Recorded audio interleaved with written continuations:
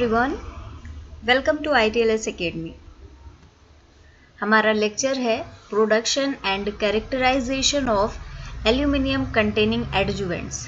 इसका पार्ट 1 हम लोग पढ़ चुके हैं, जिसमें कि हमने कुछ एल्यूमिनियम कंटेनिंग एडजुवेंट्स जैसे कि एल्यूमिनियम हाइड्रोक्सिल, जिसको कि एल्यूमिनियम हाइड्रोक्साइड बोलते हैं, और एल्यूमिनियम फॉस्फेट, इनके बारे में पढ़ा था। आज हम कंटिन्यू करेंगे उन्हीं चीज़ों को, और कुछ प्रॉपर्टीज़ होती है इनकी जिनके बारे में आज हम पढ़ेंगे। तो चलिए स्टार्ट करते हैं।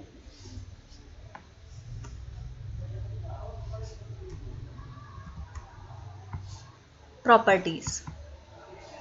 The properties of aluminum hydroxide and aluminum phosphate adjuvants are different. हालांकि दोनों ही एलम कंटेनिंग एडजुवेंट्स हैं, लेकिन एल्यूमिनियम हाइड्रोक्साइड और एल्यूमिनियम फॉस्फेट एडजुवेंट्स की प्रॉपर्टीज डिफरेंट होती हैं, अलग अलग होती हैं।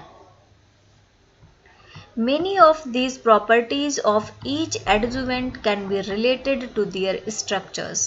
बहुत सी ऐसी प्रॉपर्टीज होती हैं जो कि सिर्फ और सिर्फ उनके स्ट्रक्चर से रिलेटेड हो सकती हैं। कौन कौन सी प्रॉपर्टीज हैं उनमें? पहली है surface groups. Each surface aluminum is coordinated with a hydroxyl in aluminum hydroxide adjuvant. Aluminium hydroxide में क्या होता है, जो एल्यूमिनियम होता है वो हाइड्रोक्सिल ग्रुप कौन सा होता है? OH ग्रुप के साथ में कोऑर्डिनेट करता है हर एक surface aluminium. Hydroxyls that are coordinated with a metal ion such as aluminum have special properties and are termed metallic hydroxyls. जो हाइड्रोक्सिल्स मेटल आयन के साथ में कोऑर्डिनेट करते हैं उनको मेटेलिक हाइड्रोक्सिल्स बोला जाता है। और एल्यूमिनियम क्या है? Aluminium is also a metal, तो एल्यूमिनियम के साथ में कोऑर्डिनेट करने वाले हाइड्रोक्सिल्स भी मेटेलिक हाइड्रोक्सिल्स होते हैं।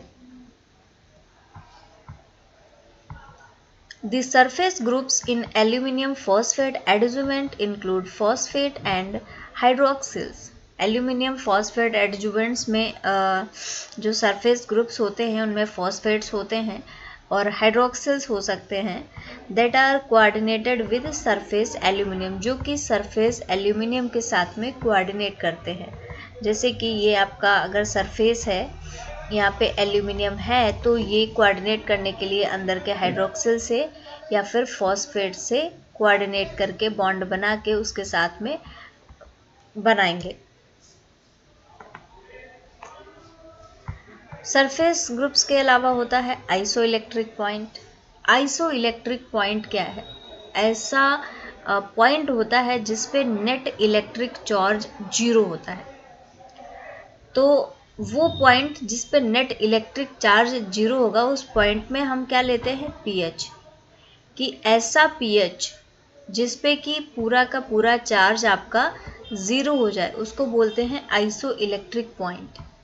So the pH eight which the net surface charge is 0, net surface charge जहाँ पे 0 हो जाता है उसको आइसो इलेक्ट्रिक पॉइंट बोला जाता है।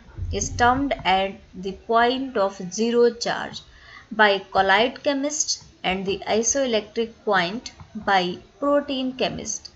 अगर पॉइंट ऑफ ज़ीरो चार्ज आप बोल रहे हैं तो ये होता है कोलाइड केमिस्ट के अकॉर्डिंग, एंड अगर आइसोइलेक्ट्रिक पॉइंट आप बोल रहे हैं तो ये प्रोटीन केमिस्ट के अकॉर्डिंग होता है। अगर प्रोटीन के रिस्पेक्ट में आप बात करते हो तब इसको आप आइसोइलेक्ट्रिक पॉइंट बोलते हो, और अगर कोलाइड केमिस्ट्री के अकॉर्डिंग बात करते हो तब आप इसको बोलते हो point of zero charge.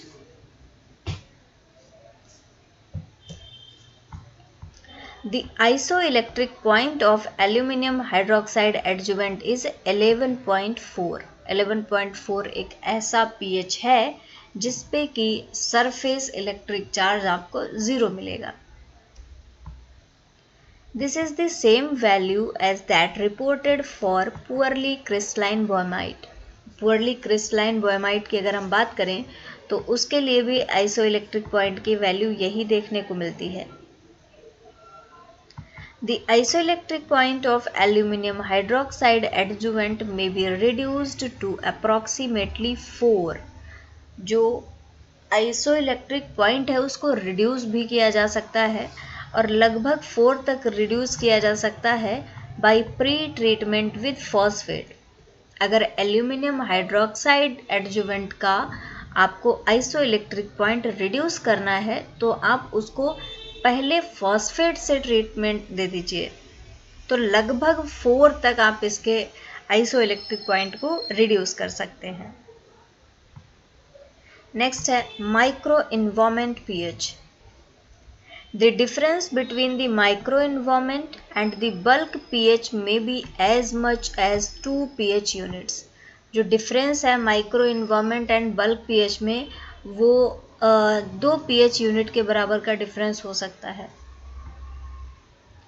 This property is important because adsorbed antigens will undergo pH dependent reactions।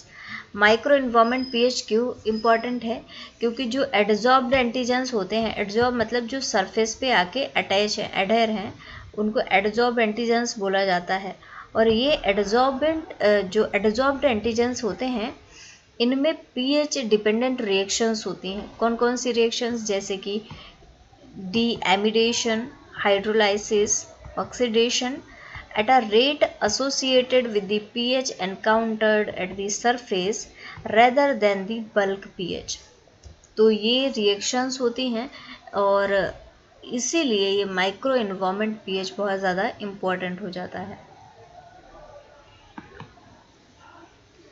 Next property है मॉर्फोलॉजी।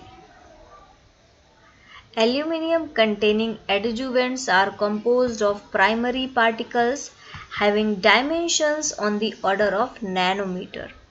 जो एल्यूमिनियम कंटेनिंग एडजुवेंट्स होते हैं ये बहुत छोटे छोटे पार्टिकल्स से बने होते हैं, इनको प्राइमरी पार्टिकल्स बोलते हैं। और ये जो प्राइमरी पार्टिकल्स होते हैं इनकी डायमेंशंस बहुत ज़्यादा बड़ी नहीं होती, बहुत छोटी डायमीटर होता है इनका, बहुत छोटी छोटी डायमेंशंस होती हैं और नैनोमीटर्स में होती है। नैनो रेंज में हर एक जो चीज़ होती है वो काफ़ी स्मॉल होती है, तो इनकी भी डायमेंशंस बहुत छोटी होती हैं। The primary particles form aggregates. जो प्राइमरी पार्टिकल्स होते हैं जैसे कि अभी मैंने बनाया था वो एग्रीगेट बना लेते हैं, इकट्ठे हो जाते हैं एक साथ में, that are functioning units in adjuvants. और यही प्राइमरी पार्टिकल्स जो होते हैं ये उस एडजुवेंट की फंक्शनल यूनिट होते हैं, यही फंक्शन करते हैं।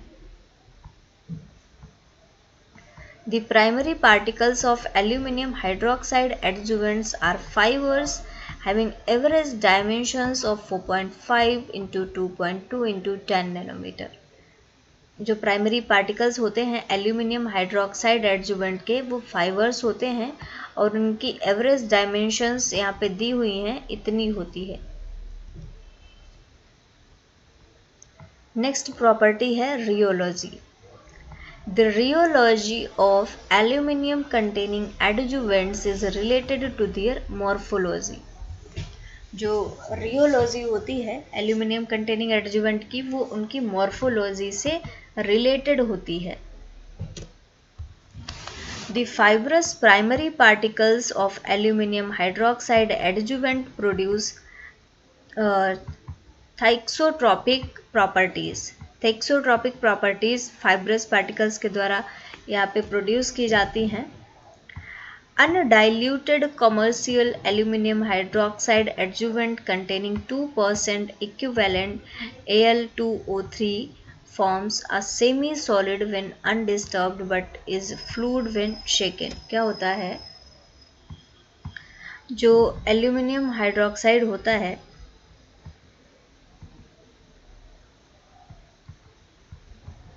ये लगभग 2% इक्विवेलेंट Al2O3 कंटेन करता है। तो Al2O3 क्या होता है? ये जब अनडिस्टर्ब्ड फॉर्म में होता है तो ये सेमी सॉलिड स्टेट में रहता है, लेकिन अगर इसको आप शेक कर देते हैं तो ये फ्लूइड के फॉर्म में आ जाता है। तो ये होती हैं इसकी रियोलॉजिकल प्रॉपर्टीज़। नेक्स्ट है surface area. The surface area of aluminum hydroxide adjuvant is approximately 500 meter square per gravity. A surface area this high is unusual for a crystalline solid. इसका सरफेस एरिया बहुत ज़्यादा है और ये किसी भी crystalline solid के लिए एक यूजुअल नहीं है, एक नॉर्मल नहीं है, ये बहुत अनयूजुअल है। And approaches the 600 to 800 meter square per gravity values reported for expandable clay minerals। और ये जो हाई वैल्यू होती है सरफेस एरिया की, ये एक्सपेंडेबल जो क्ले मिनरल्स होते हैं इनके लिए रिपोर्टेड होती है, बट क्रिस्टलाइन सॉलिड के लिए अगर इस रेंज पे वैल्यू आती है तो ये बहुत अनयूजुअल मानी जाती है। The techniques used to measure the surface area of aluminum hydroxide adjuvant cannot be applied to aluminum phosphate adjuvant। जो सरफेस एरिया मेज़र करने की टेक्निक आप एल्यूमिनियम हाइड्रोक्साइड एडजुवेंट्स के लिए यूज़ करते हैं, सेम टेक्निक्स को एल्यूमिनियम फॉस्फेट एडजुवेंट्स के लिए अप्लाई नहीं किया जा सकता। Techniques will very. नेक्स्ट है डिटॉक्सिफिकेशन ऑफ एंडोटॉक्सिन्स। एंडोटॉक्सिन्स का detoxification. Aluminium hydroxide adjuvant has the desirable property of detoxifying endotoxin.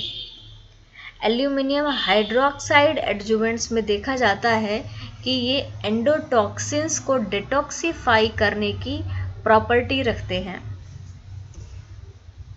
The lipid A portion of endotoxin contains two phosphate groups। जो lipid A portion है endotoxins का, उसमें दो phosphate group present होते हैं।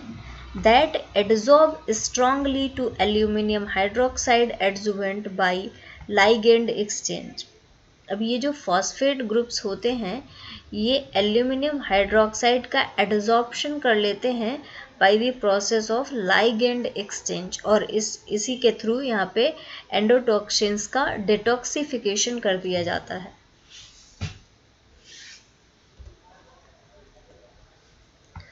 अगली property है solubility. The solubility of aluminum containing adjuvants is pH dependent। जो solubility है वो pH पे डिपेंड करेगी। solubility pH के बढ़ने या घटने से प्रभावित होगी और pH के बढ़ने या घटने से solubility पे फर्क पड़ेगा। Comparison of two pH solubility profiles reveals that aluminum hydroxide adjuvant is less soluble than aluminum phosphate adjuvant। अगर solubility की बात करें तो जब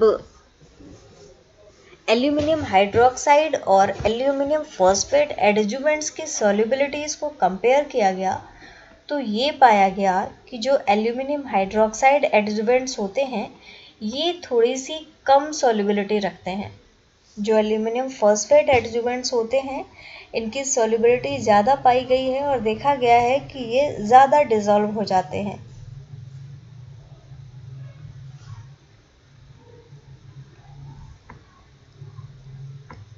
This behavior is consistent with the crystalline and amorphous structure of the two adjuvants। ये जो behavior है solubility का, ये चाहे क्रिस्टलाइन फॉर्म हो चाहे एमॉर्फस फॉर्म हो, दोनों के लिए ही सेम देखा गया है, दोनों के लिए ही कंसिस्टेंट है और aluminium hydroxide less soluble form में ही पाया जाता है। अगली प्रॉपर्टी है stability. Although aluminium hydroxide adjuvant is crystalline, जो एल्यूमिनियम हाइड्रोक्साइड एडजुवेंट है क्रिस्टलाइन नेचर का है, it has low degree of order as demonstrated by its broad diffraction bands। इसमें कम डिग्री ऑफ ऑर्डर देखे जाते हैं। क्रिस्टलाइन है तो एक इसका हायर रेंज होना चाहिए, बट इसमें लो डिग्री ऑफ ऑर्डर्स देखे जाते हैं as demonstrated by its broad diffraction bands, जबकि डिफ्रैक्शन बैंड्स जो होते हैं, XRD जब आप करते हैं तो आपको इसमें डिफ्रैक्शन बैंड्स मिलते हैं, और ये डिफ्रैक्शन बैंड्स इसमें देखा गया है कि ब्रॉड डिफ्रैक्शन बैंड आपको यहाँ पे मिलता है। Thus, it is likely that further order will develop during aging. ये माना जाता है कि जो फर्दर ऑर्डर्स डेवलप होंगे वो जैसे जैसे इसका एज बढ़ेगा, टाइम पीरियड बढ़ेगा, उसके साथ में डेवलप हो जाएंगे।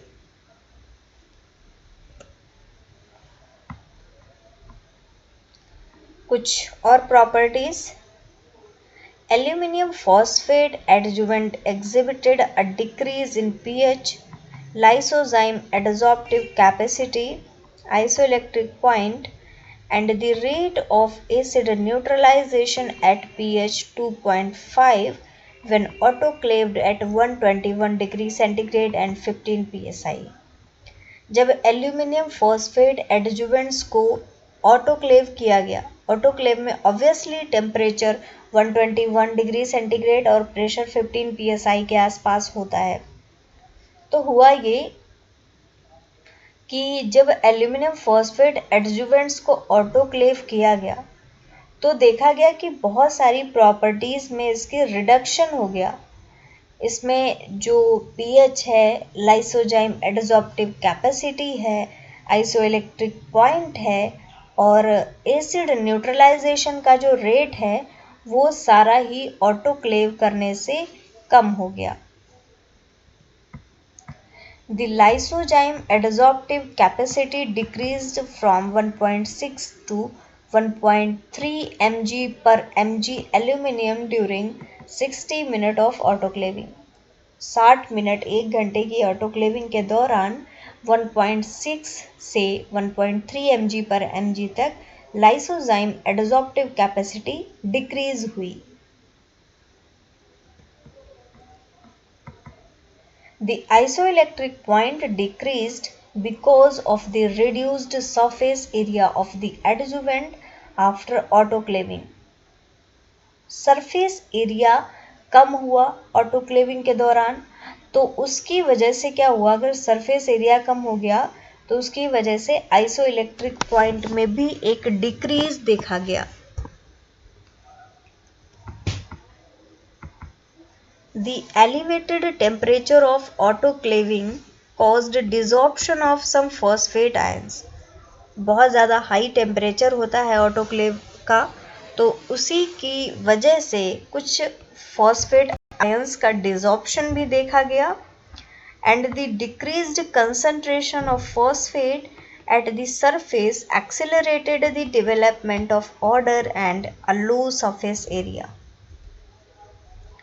अगर फॉस्फेट की कंसंट्रेशन डिक्रीज हुई टेम्परेचर के इंक्रीज होने की वजह से, तो सरफेस पे फॉस्फेट की कंसंट्रेशन डिक्रीज होने से बहुत सारे ऑर्डर और लो सरफेस एरिया का डेवलपमेंट हुआ। So thank you very much everyone for watching this lecture. Follow करिए ITLS एकेडमी को on various social media platforms. Thank you for watching. Like this video, share and subscribe to our YouTube channel. For any kind of help or query, you can contact on our helpline number 7080833450. You can also visit our website www.itlsacademy.com. So again, thank you very much everyone. Thank you for watching this lecture.